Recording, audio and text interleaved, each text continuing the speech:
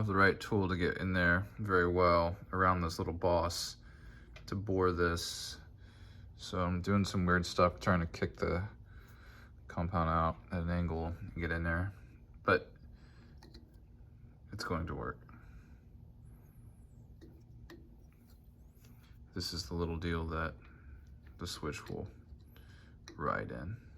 And it's got a depress, it's got a spring, which allows the switch to engage. And I don't want it to be proud. I want it to be flush or just a little bit below. So that'll work.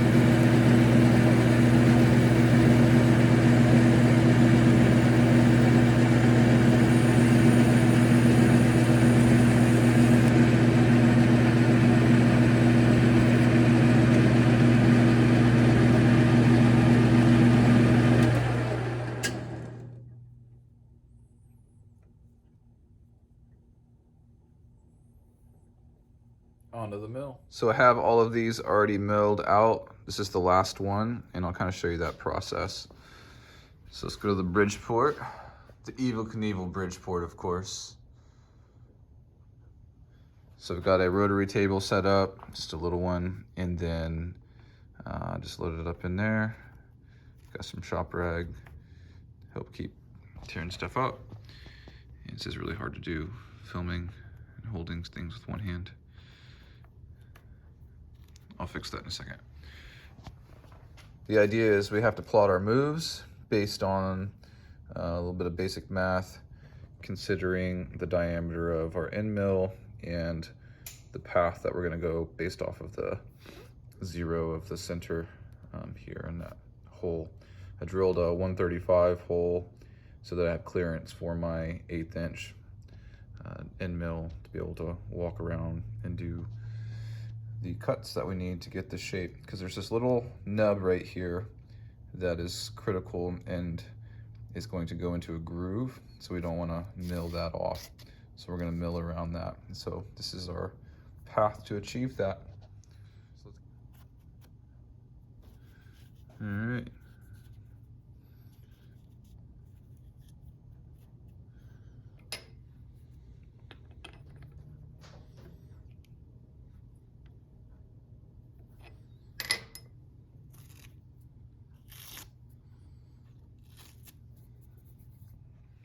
So my first cut, I'm just gonna go in a little bit and just relief a little bit from the top, because the end mill, the length of cut isn't long enough for the full cut in one full depth cut. So I've got to take 2 depths, but we're zeroed, goes in well.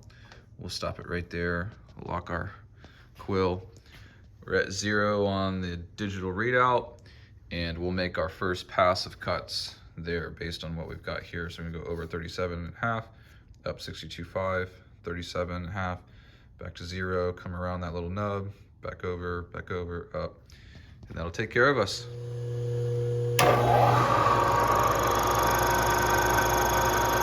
First cut, it's 37 thou that way.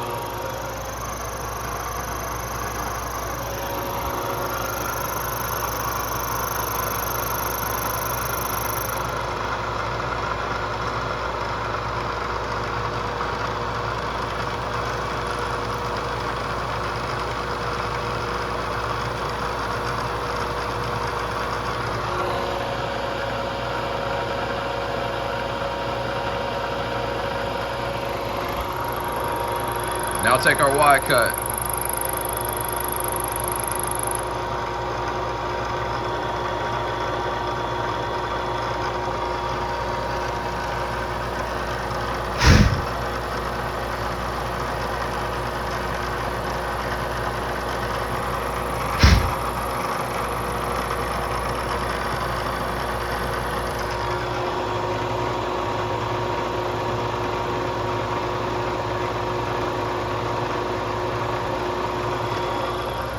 Our first moves.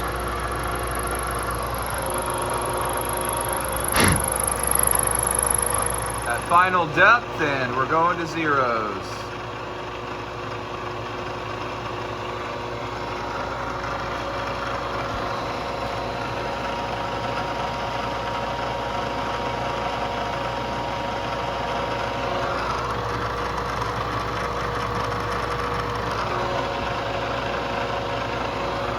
There we are. Turn off the inverter. And let's see what we got.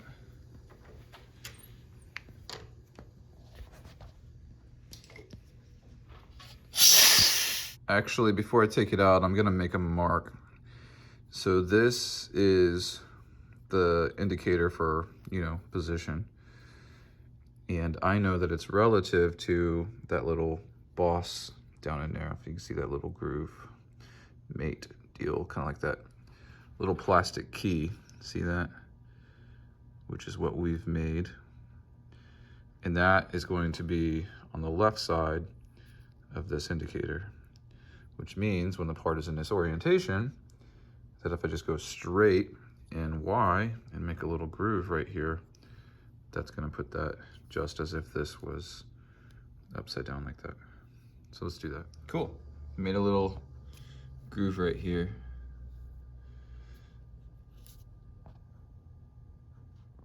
All right, now we can take this one out.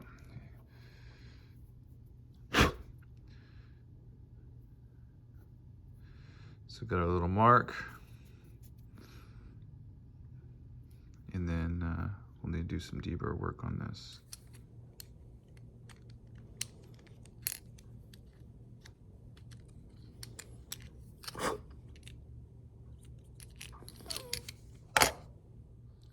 Okay, here's what we got. So this flat is gonna match the flat on the actual switch. And then there's a groove on the switch stud that this little boss will mate to. All right, now we gotta decide what we're gonna do to the top. All right, so they got all, okay, so they all have their little notch And we're looking good. Ready to go to the lathe and face them off, and then we'll finish the top.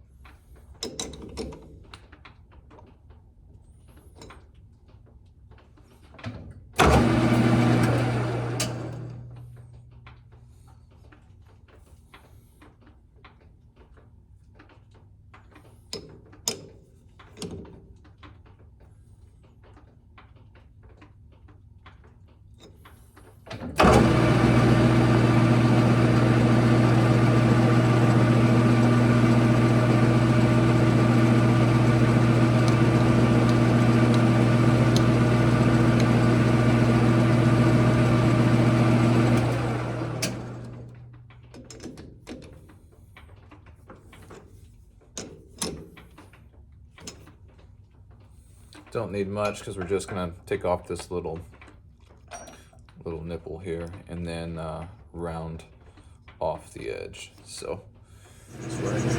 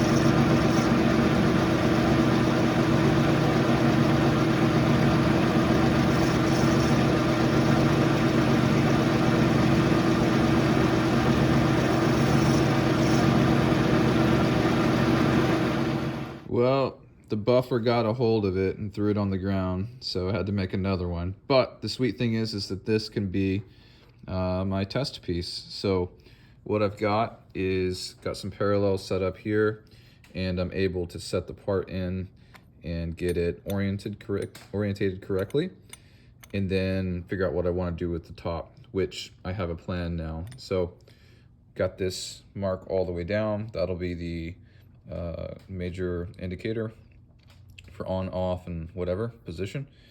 And then I'm going to do some ball nose radius cuts on the sides, 3. So it's actually going to be as if I broke this up into 4 quadrants.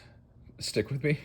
But I'm not going to do it right here. So at 0, make the line, and then at 90 degrees out, I'll put a ball nose radius, little divot in to give it some, little design and some texture. Let's do it. All right, here's a good one.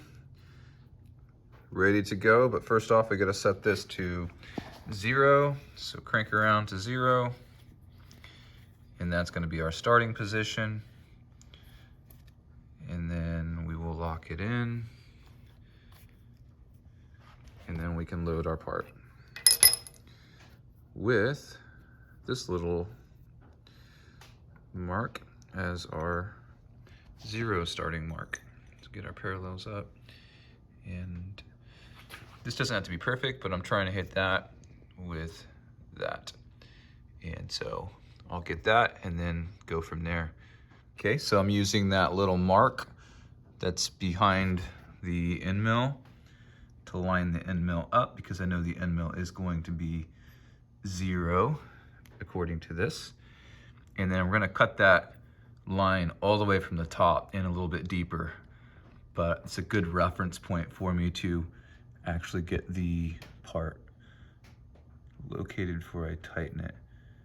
So that looks good. We'll tighten it there and then cut. The plan is to plunge cut at 7:15. So here we go. So we'll back this to 7:15 and then make our plunge cut.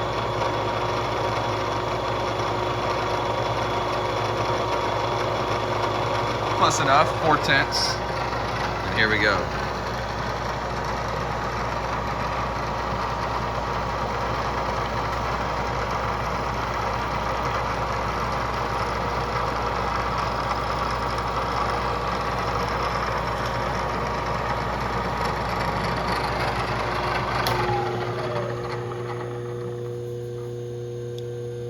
Looks good. All right, I'm gonna do that to all the parts, and then we'll reload them and put the ball nose in.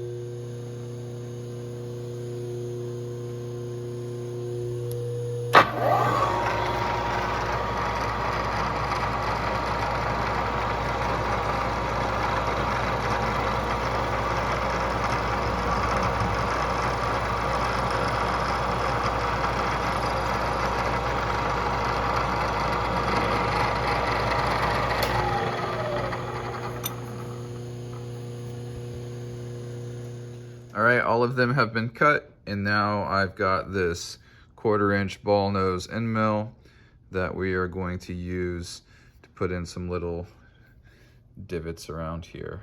And I'm gonna leave this part in because it's at location, and then we'll go out 90 degrees, hit, 90 degrees, hit, 90 degrees, hit, and see how she looks. All right, ball nose is loaded in. Let's go to 90.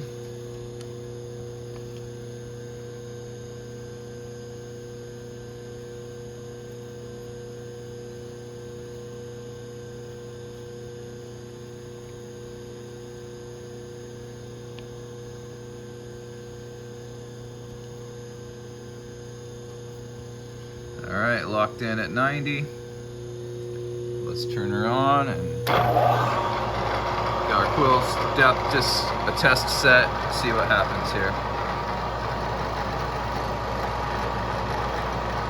Hope we like it because we're committed.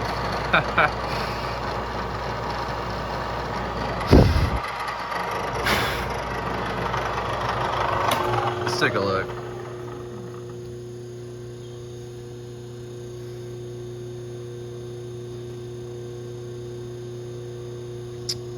Sorry, I was looking for myself. Let's go a little deeper.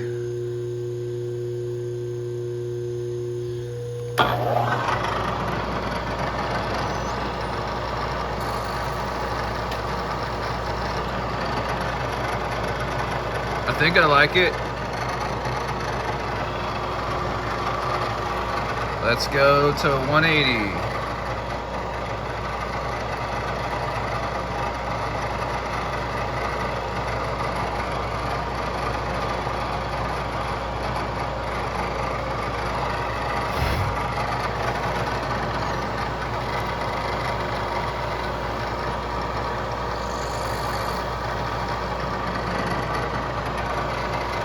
And 270.